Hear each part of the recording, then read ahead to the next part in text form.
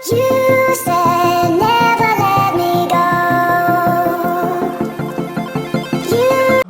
RSS ये तो नफरत की दुकान खोल के बैठे। नफरत के बाजार में हर स्टेट में हमने मोहब्बत की दुकान खोली।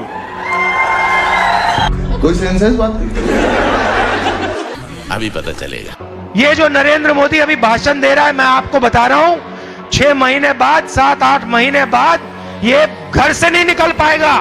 वो नरेंद्र मोदी कांपने लग गया। जैसे ही मेरे उसकी आदत है, जैसे उसको डर लगता है ना, वो झूठ बोलना शुरू कर देता है। शाबाश बेटा, बहुत बढ़िया। The BJP and the RSS have captured every single institution of our country.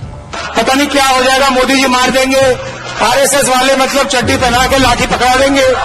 ये तो देखिए, ये बीजेपी खास करके ये एक पॉइजन के जैसा है। आरएसएस ये पॉइजन के जैसा है, तो जैसा ये आरएसएस और बीजेपी ये विष जैसे है, जहर के जैसा है। सांप अगर एक बार काटा तो खत्म आदमी होता, जहरीला सांप। तो इसलिए ये जहरीले सांप को आप मार देना चाहिए। कहीं हम जरूरत से ज्यादा, ये भी एक महत्वपूर्ण बात है, दुखी या रोंदू तो नहीं हो रहे हैं। ये कॉन्स्टिट्यूशन में कहां लिखा है कि जो बलात्कार करते हैं वो बाहर रहे? ये आपकी किताब में लिखा हुआ है, मनुस्मृति में लिखा है, मगर कॉन्स्टिट्यूशन में नहीं लिखा। अगर आप कहते हो कि यूपी में आपका राज है और वहां पे कॉन्स्टिट्यूशन नहीं लागू होता है, वहां पे मनुस्मृति लागू हो रही है। और आप अगर मनुस्मृति पढ़ेंगे, उसमें शूद्र और महिला को कोई अधिकार नहीं था।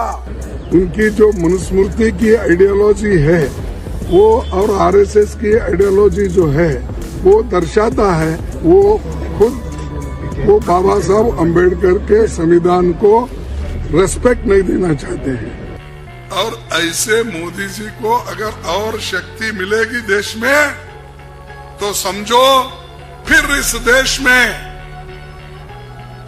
सनातन धर्म और आरएसएस की हुकूमत आएगी। इन हिंदुत्ववादियों को बाहर निकालना है, और जो लोग अपने आप को हिंदू कहते हैं वो 24 घंटा हिंसा हिंसा हिंसा, नफरत नफरत नफरत।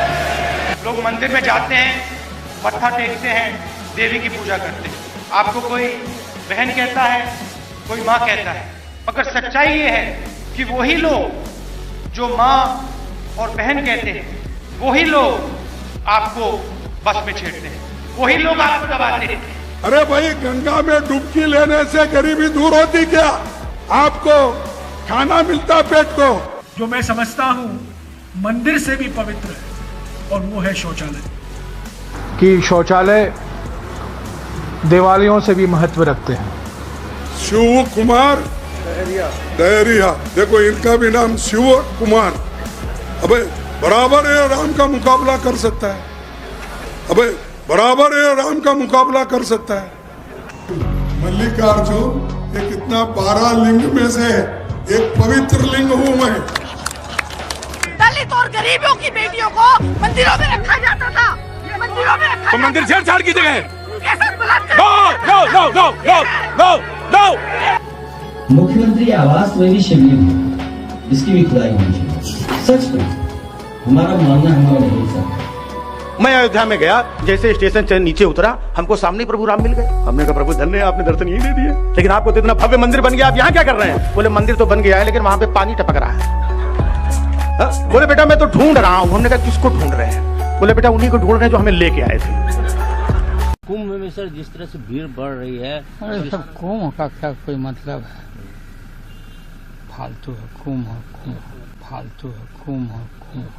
अयोध्या में मंदिर खोला, वहाँ अदानी दिखे, अंबानी दिखे, अमिताभ बच्चन दिखे, बॉलीवुड पूरा दिख गया। डांस गाना चल रहा है, प्रेस वाले हाय हाय हाय कर रहे हैं, नाच गाना चल रहा है, डांस चल रहा है। कि अयोध्या में जब रामलला का मंदिर का उद्घाटन हो रहा था तो वहां पे नाच गाना चल रहा था। अरे जिंदगी भर तो यही तुम्हारा खानदान करता रहा।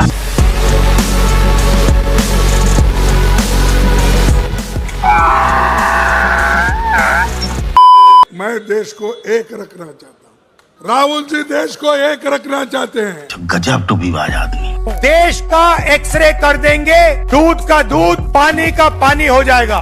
और जैसे ही हमारी सरकार आई, मैं आपको बता रहा हूं, पहला काम जाति जनगणना होगा। पहला कदम जाति जनगणना है। तो ये क्रांतिकारी काम है। इस काम को पूरा करने के लिए आप सब लग जाइए। कि प्रेस में, मीडिया में पिछड़े वर्ग के कितने लोग हैं, हिंदुस्तान की कॉर्पोरेट इंडिया में पिछड़े वर्ग के दलित आदिवासी कितने हैं, प्राइवेट अस्पतालों में, डॉक्टरों में कितने हैं, कॉलेज यूनिवर्सिटी में कितने हैं। इससे दूध का दूध, पानी का पानी हो जाएगा। ये भाइयों और बहनों क्रांतिकारी कदम है। को क्या रहा है? Divide and rule. मैं आपसे पूछ लेता हूं, इस कमरे में दलित कितने हैं? अब मैं आपसे पूछता हूं, ये बड़ी बड़ी जो कंपनियां हैं मीडिया वाली, इनके मालिकों की आप लिस्ट निकालिए, मुझे दलित दिखा दीजिए उनमें। आपको एक दलित नहीं मिलेगा। सीनियर मैनेजमेंट की लिस्ट निकाल दीजिए, बड़े बड़े एंकर्स की लिस्ट निकाल दीजिए, बड़े बड़े एडिटर्स की लिस्ट निकाल दीजिए, मुझे दलित नाम दिखा दो उसमें। अब आप एक काम कीजिए, हिंदुस्तान की सबसे बड़ी कंपनियों की लिस्ट निकालिए। चाहते हो मैं आपको दे दूंगा, और उनके मालिकों के नाम पढ़िए। 200 मालिकों में से आपको एक मालिक आदिवासी वर्ग का नहीं मिलेगा। मिस इंडिया की लिस्ट निकाली मैंने, मिस इंडिया की, मैंने कहा भैया इसमें तो होगा, मतलब एक दलित महिला तो होगी, एक आदिवासी महिला तो होगी ना दलित है, ना आदिवासी, ना ओबीसी, कोई नहीं। पिछड़े वर्ग को, दलितों को, आदिवासियों को, ओबीसी है, दलित है, आदिवासी हैं, पिछड़े कितने हैं, दलित कितने हैं, आदिवासी कितने हैं? आदिवासियों की, पिछड़ों की जाति जाति जाति जाति जाति जाति जाति जाति।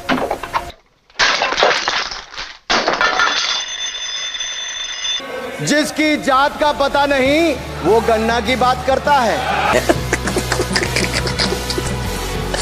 Emotional damage. अब इमोशनल बात कहना चाहता हूं, दिल की बात कहना चाहता हूं। This morning I got up at night.